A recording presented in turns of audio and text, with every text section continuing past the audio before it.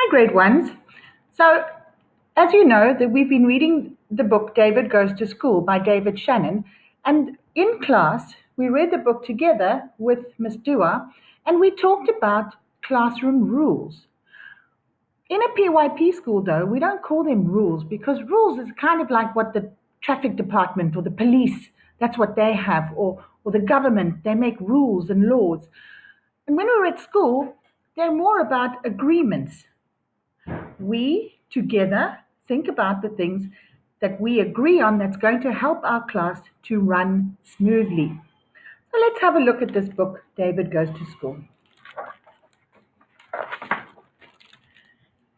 David's teacher always said, "No, David, no yelling, no pushing, no running in the halls." Look at that cheeky face. "David, you're tardy." Tardy it means late. So every morning David was late for school. You see him peeking through the door there? "Sit down, David." Is he sitting at his desk like he should be? "David, don't chew gum in class." Ew, that's a bit yucky. I don't think we're allowed to have gum at school. "David, raise your hand when you want to say something." Look at him shouting out. "David, keep your hands to yourself."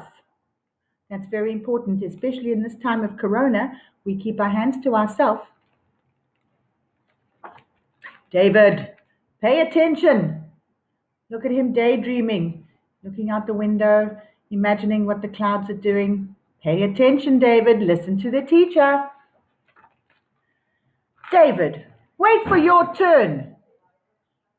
Okay, can you see he's shoving, pushing into the line? We don't go to the cafeteria at the moment, but when you're in a line or waiting to wash your hands, you've got to wait for your turn. Oh dear. See what happens when you don't wait for your turn? And he says, "I don't care who started it." "It was you." "No, it was him. It was me. It was..." Don't want any of that. "David, all the children have gone in. Recess is over." Shh. Do you think the teacher's telling David to shh? Look what he's doing with his pencil and his book. That's not the right thing, is it? Does he need to go to the toilet again? Is David one of those children that likes to go to the bathroom a lot? So his teacher said, "That's it, mister. You're staying after school." Look at that. He's been drawing pictures on the desk. He's got to stay for detention.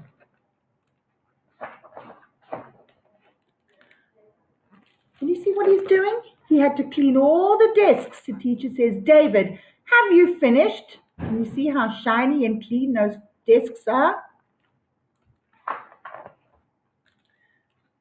Teacher says, "Good job, David."